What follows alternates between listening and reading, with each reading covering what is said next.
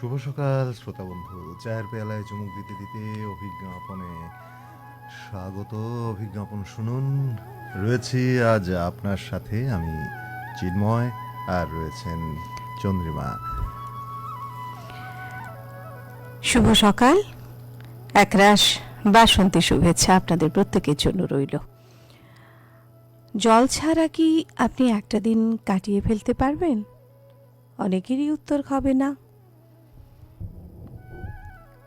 কারণ জল ছাড়া গোটা প্রাণী জগৎ একটা দিনও কাটাতে পারবে না।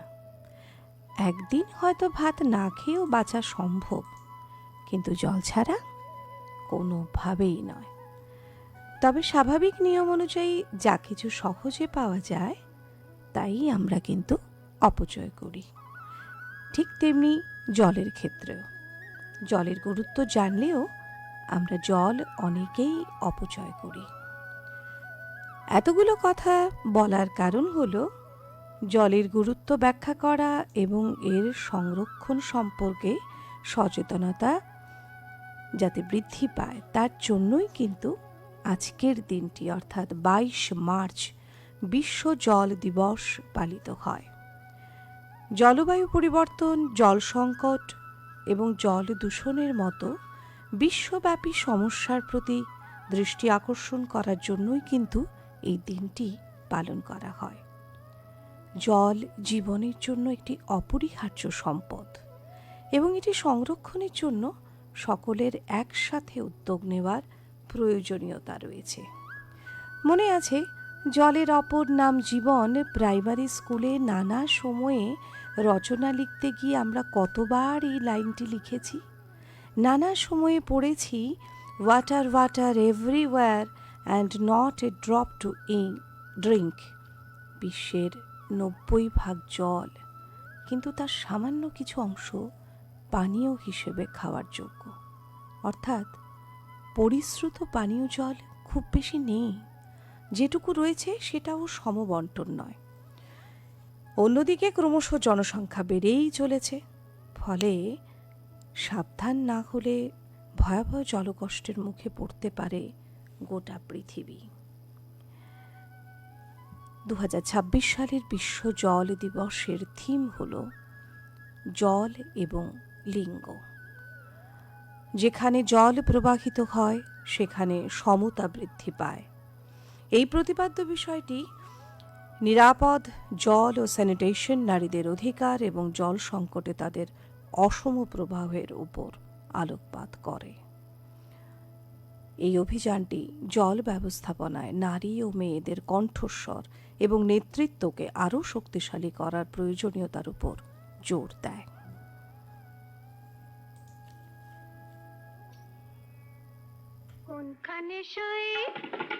কোনখানে সই জল থই থই সোনা দিঘির জল, ওই ঘাটিয়া জলকে যাব চল না নিয়ে চল। কোনখানে সই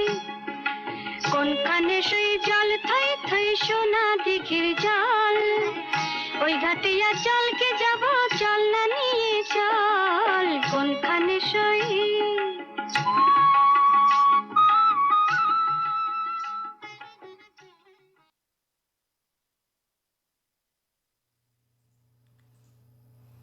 শ্রোতা বন্ধু, আজ কিন্তু আরেকটা বিশেষ দিন। আজ এমন একটা মানুষের জন্মদিন যাকে স্মরণ না করলেই নয়। 1894 সালে আজকের দিনেই ভারতের বিশিষ্ট স্বাধীনতা সংগ্রামী সূর্য সেন চট্টগ্রামে জন্মগ্রহণ করেন। মাস্টারদা নামেই তিনি অধিক পরিচিত।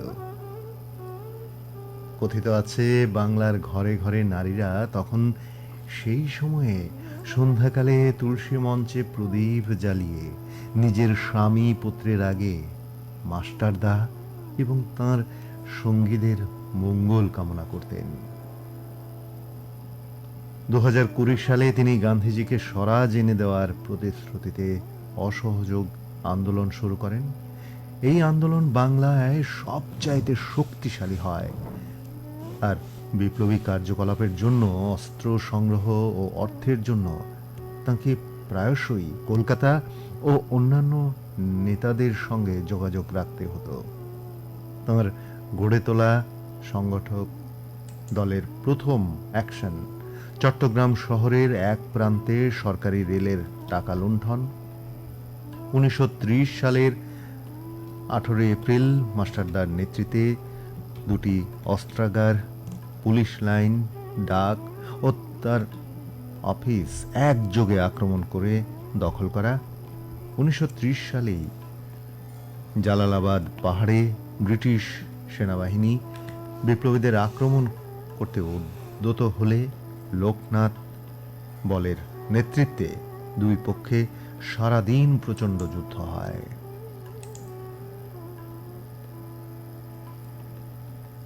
আজ এই মাস্টারদার জন্মদিন, তাকে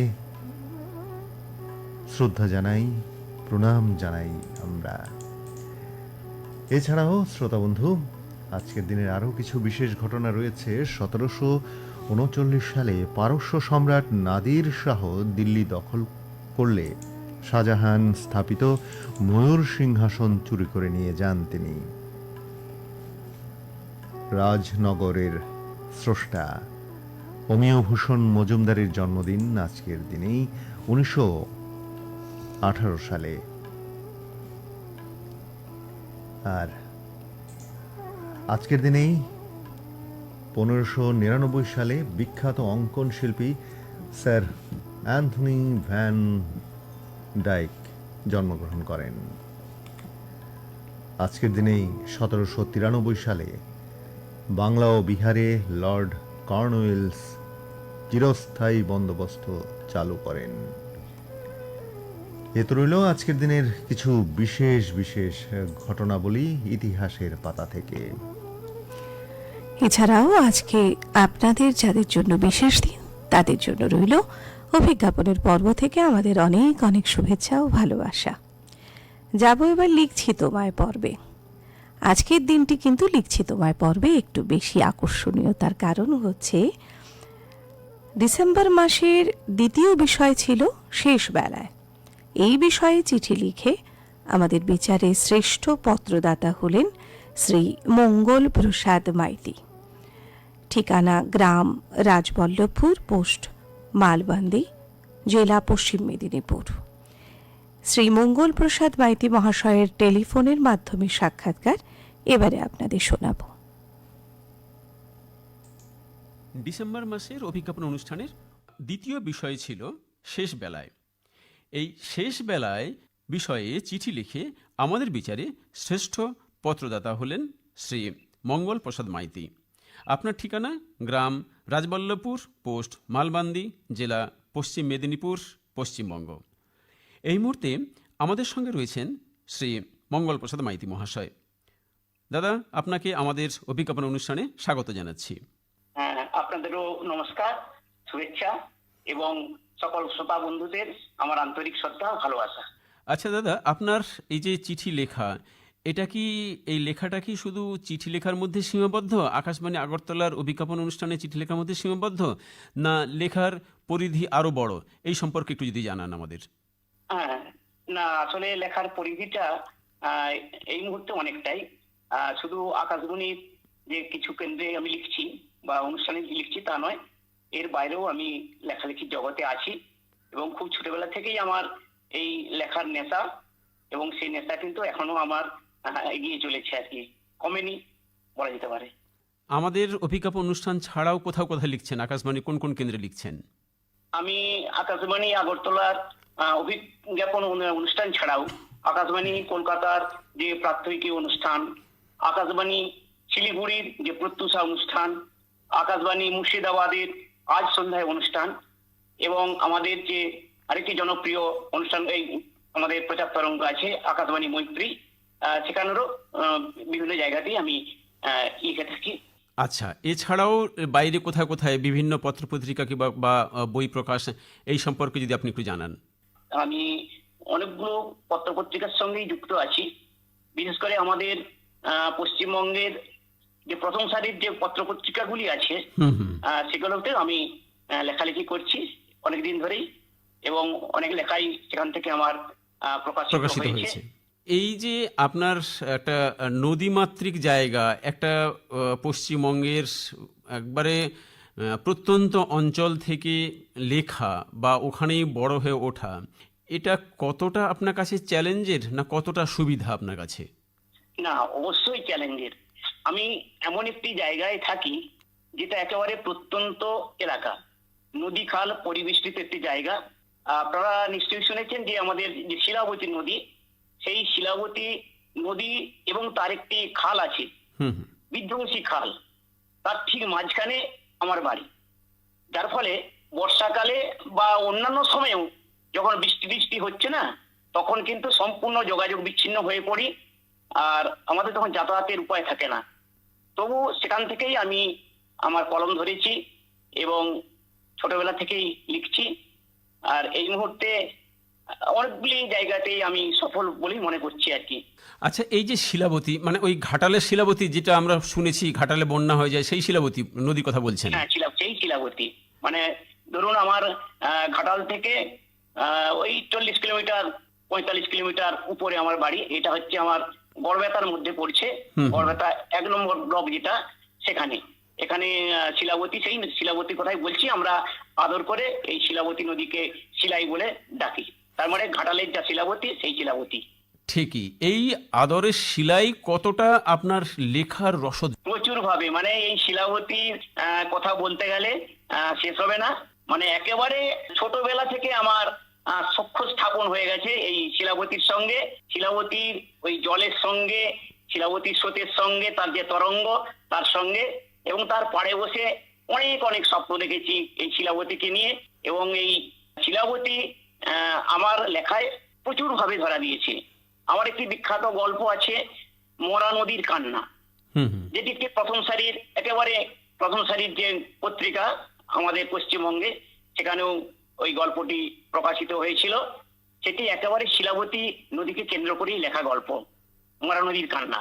এই যে আপনি বলেছিলেন একটা প্রত্যন্ত অঞ্চলের লেখাটা চ্যালেঞ্জ, আবার সেভাবে যদি বলা হয় তাহলে এই বিভিন্ন প্রাকৃতিক দৃশ্য বা প্রাকৃতিক পরিবেশ আপনাকে লিখতে সাহায্য করে, আপনার লেখার রসদ এই বিষয়গুলোই। হ্যাঁ, অবশ্যই। মানে আমার এলাকাটি প্রাকৃতিক সৌন্দর্যে একেবারে ভরপুর, যাকে বলে একেবারে যে রূপ লালিমা, রূপ লাবণ্য ছড়িয়ে পড়ছে আমার চতুর্দিকে, আমার গ্রামের পাশে। যার ফলে আমি ঘর থেকে বেরোলেই আমি কিন্তু সেই প্রাকৃতিক দৃশ্যটাকে আমি দেখি এবং প্রাণ ভরে, একেবারে মন ভরে আমি উপভোগ করি সেটা।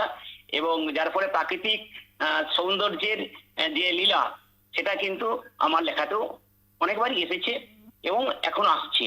আপনার সঙ্গে কথা প্রসঙ্গে আমি জানতে পেরেছি আপনি রাষ্ট্রপতি পুরস্কার প্রাপ্ত, তো এই বিষয়ে যদি একটু আলোকপাত করেন। ঠিকই শুনেছেন, সেটা হচ্ছে রাষ্ট্রপতি সম্মান আমি পেয়েছি শিক্ষকতার জন্য 2017 সালে। এবং এখানেও একটা বিষয় যে শিক্ষকতার পাশাপাশি এই যে লেখালেখি, সেই লেখালেখিটাও কিন্তু আমার অনেক কাজ দিয়েছে এবং সেটা ওই পুরস্কার আনার ব্যাপারে অনেকটা সহযোগিতা করেছে, এটা আমি মনে করি আর কি।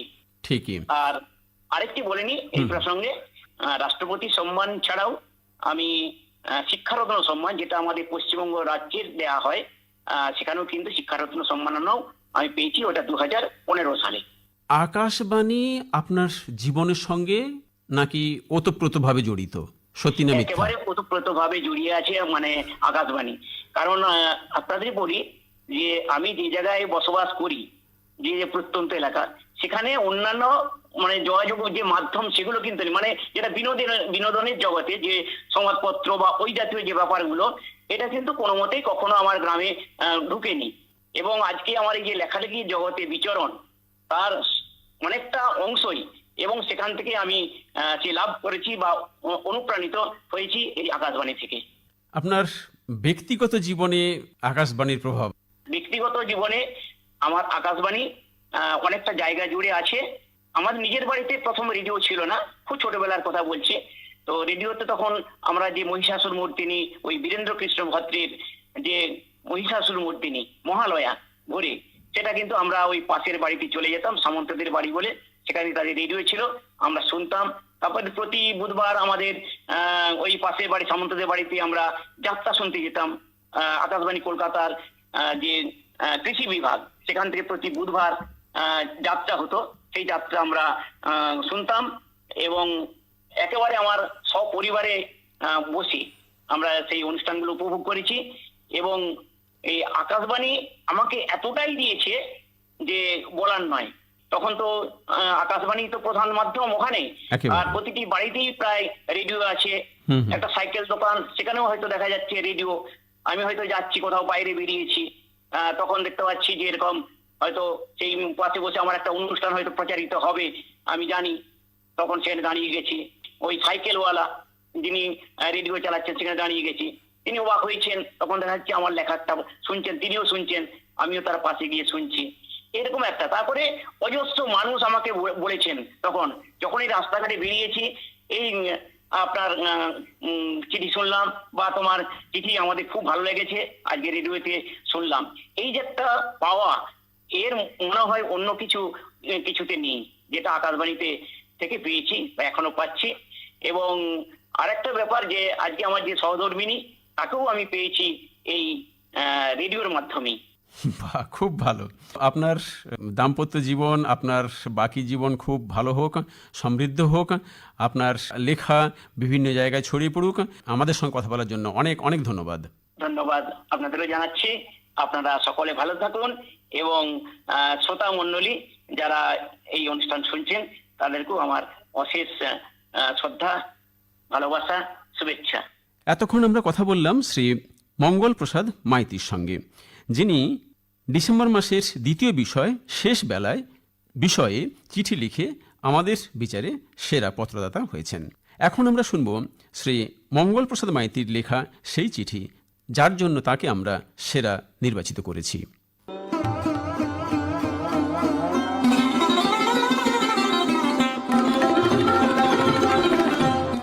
প্রিয় অভিজ্ঞাপন, পশ্চিম আকাশে একটু একটু করে সূর্যটা ঢলে পড়ছে, জানান দিচ্ছে শেষ বেলা আগত।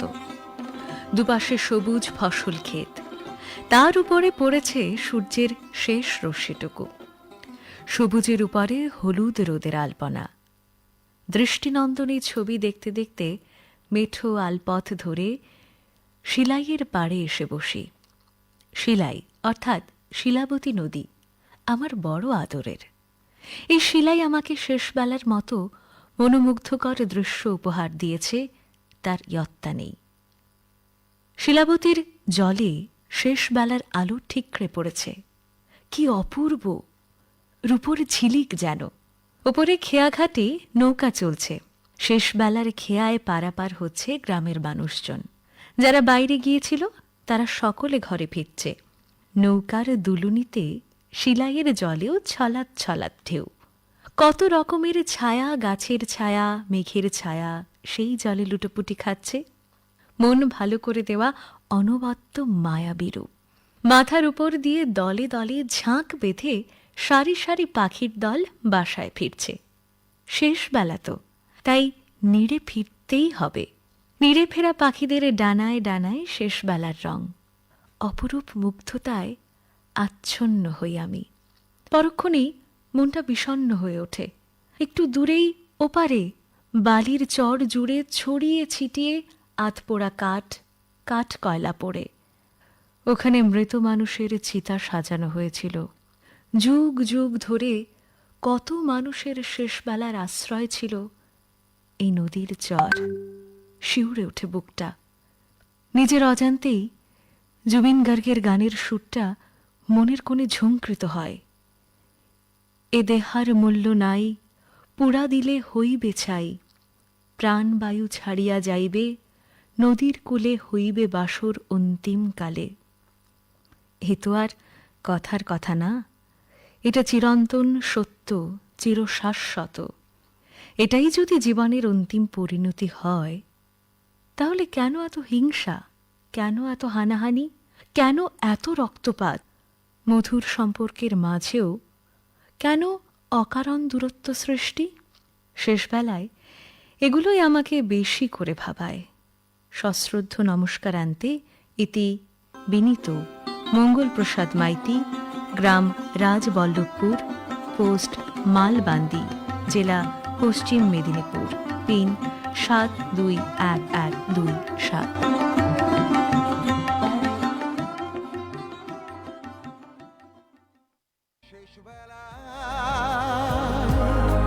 তুমি ভেসে আসা শঙ্খের সুর শেষ বেলায়, তুমি নিয়ে চলো দূর বহু দূর শেষ বেলায়, তুমি মুছে ফেলে ক্লান্তির দাগ শেষ বেলায়, তুমি ধুলো মুঠি চেনা সংগ্রাম। লিখছি তোমায় পর্বে একটি চিঠি আজকে আপনাদের পড়ে শোনাচ্ছি। বন্ধু লিখেছেন, অনুশ্রী মান্না, কনকপুর, ঘাটাল, পশ্চিম মেদিনীপুর থেকে। তিনি লিখছেন, প্রিয় বিজ্ঞাপন, আমি একজন মহিলা হয়ে মর্মে মর্মে অনুভব করি একজন নারীকে জন্মের আগেই মাতৃগর্ভ থেকেই বাঁচার লড়াই শুরু করতে হয়। আধুনিক যন্ত্রের সাহায্যে ভ্রূণের লিঙ্গ যাচাই করে গোপনে চলে থাকে নিধন প্রক্রিয়া। শিশুকন্যাকে ডাস্টবিনে, পুকুরের ধারে, খালে খন্দে পড়ে থাকতে হয়, অথবা অনাথ আশ্রমে বাড়ে জীবন। লালসায় পাচার হয় বিদেশে, না হয় নিষিদ্ধ পল্লীতে। চলে জীবনে বেঁচে থাকার লড়াই, খাওয়ার পরার লড়াই, লড়াই করে বাঁচার লড়াই। যদিও গুণীজনেরা বলেছেন মেয়েরা অর্ধেক আকাশ। স্বয়ং বিদ্যাসাগর বুঝেছিলেন নারী শিক্ষা অগ্রগতি ছাড়া জাতির মুক্তি সম্ভব নয়। তাই তিনি নারী শিক্ষার জন্য স্কুল কলেজের স্থাপনা করেছিলেন। নারীদের ঘর থেকে বেরিয়ে শিক্ষার আলোতে আসার যে পথ তিনি দেখিয়েছিলেন, তার জন্য আমরা চিরকৃতজ্ঞ। চিরাচরিত কথা ভেঙে সমাজের বুকে মানুষ হিসেবে নিজেদের প্রতিস্থাপন করা ছিল নারীদের চিরকালের লড়াই। বাল্যবিবাহ, সতীদাহ, কৌলিন্য প্রথা, বিধবাদের নির্মম জীবনযাপন, সেই থেকে চলছে মেয়েদের অস্তিত্বের লড়াই, যা আজও শেষ হয়নি। অতীতে অসহায় সীতার রাবণের হাত থেকে বাঁচার লড়াই, কুরু রাজসভায় আত্মসম্মান রক্ষার জন্য অপমানিত দ্রৌপদীর মান সম্মানের লড়াই, বিদেশি শাসনের হাত থেকে দেশ রক্ষার জন্য ঝাঁসি রানীর লড়াই, প্রতিটি মেয়ের অন্তরে গাঁথা আছে। নারীদের জন্য আজ দিবস স্থির হয়েছে, তাহলেই কি নারীদের সম্মান জানানো হলো? তাহলে আরজি করের মতো বা কুলতলির মতো ঘটনা ঘটতো না। রাস্তাঘাটে, হাটে, বাজারে, অফিসে, আদালতে, বাসে, ট্রেনে, এমনকি সাংসারিক জীবনেও একটি মেয়েকে প্রতিনিয়ত তার আত্মসম্মান বজায় রাখার লড়াই লড়তে হয়। অনুশ্রী মান্না, কনকপুর, ঘাটাল, পশ্চিম মেদিনীপুর। শ্রোতাবন্ধু, এবার কিছু তথ্যাবলী। ঠাকুর প্রভাতচন্দ্র রায়ের ১১২তম জন্মতিথি উপলক্ষে নারী অনন্যা এ বিষয়ক বক্তৃতা পর্ব অনুষ্ঠান অনুষ্ঠিত হবে আগামী ২৬শে মার্চ কর্নেল চৌমুহনী স্থিত আলেখ সেবক সংঘে সন্ধে ৫টা ৩০ থেকে। চাকরি প্রার্থীদের নিবন্ধন প্রক্রিয়া বর্তমানে সম্পূর্ণরূপে ন্যাশনাল ক্যারিয়ার সার্ভিস পোর্টাল অর্থাৎ NSCS এর মাধ্যমে সম্পন্ন করা হচ্ছে। উক্ত পোর্টাল থেকে স্বয়ংক্রিয়ভাবে উৎপন্ন স্বাক্ষরবিহীন রেজিস্ট্রেশন কার্ডই এখন থেকে চাকরি প্রার্থীদের বৈধ রেজিস্ট্রেশন কার্ড হিসেবে গণ্য হবে। বিস্তারিত জানতে দেখে নিন www.ncs.gov.in। শুনলেন তথ্যাবলী। এবারে স্বাস্থ্য সম্পর্কে দু এক কথা। প্রায়ই শোনা যায় গাঁটের ব্যথা, হাঁটু ব্যথা, এই সমস্যার কথা আমরা প্রায় সকলের মুখেই শুনি। তো তার কারণ অনেক কিছু থাকতে পারে, কিন্তু দুর্বল পেশি, সংক্রমণ, ওজন বৃদ্ধি, আঘাত বা ইনজুরি, অস্ট্রিও আর্থ্রাইটিস বা বাত, এসব হচ্ছে গাঁটের ব্যথার কারণ। সেই ক্ষেত্রে কিন্তু যদি বেশি হয়, ফোলা লাল ভাব বা হাঁটা চলা করা অসম্ভব কষ্ট হয়, তাহলে অবশ্যই বিশেষজ্ঞ চিকিৎসকের পরামর্শ নেওয়া উচিত। এবার আবহাওয়ার বিজ্ঞপ্তিতে জানিয়ে দিচ্ছে আবহাওয়া দপ্তর, আগামী 24 ঘন্টায় আগরতলা এবং তার পার্শ্ববর্তী অঞ্চলে সাধারণত মেঘাচ্ছন্ন আকাশ দেখা যাবে। বিভিন্ন স্থানে বজ্রবিদ্যুৎ সহ বৃষ্টিপাতের সম্ভাবনা রয়েছে। আগামী 24 ঘন্টায় সর্বোচ্চ আর সর্বনিম্ন তাপমাত্রা থাকতে পারে বলে অনুমান করা হচ্ছে 30 ডিগ্রি সেলসিয়াস এবং 20 ডিগ্রি সেলসিয়াসের কাছাকাছি। গতকালের সর্বোচ্চ তাপমাত্রা ছিল 26.2 ডিগ্রি সেলসিয়াস এবং আজ ভোরের সর্বনিম্ন তাপমাত্রা 19 ডিগ্রি সেলসিয়াস। শুনলেন আবহাওয়ার বিজ্ঞপ্তি। আর এবার এখানেই থামার পালা। শ্রোতাবন্ধু, অভিজ্ঞাপনে এতক্ষণ ছিলাম আমি আরজে চিন্ময় এবং আমি চন্দ্রিমা। সবাই ভালো থাকুন, সুস্থ থাকুন, দিনটি খুব খুব খুব ভালো যায়।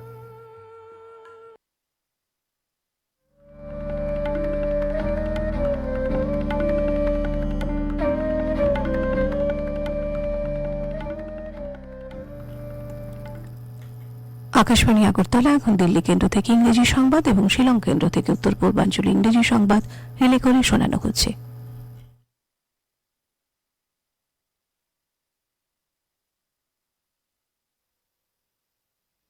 Akashvani presents Morning News.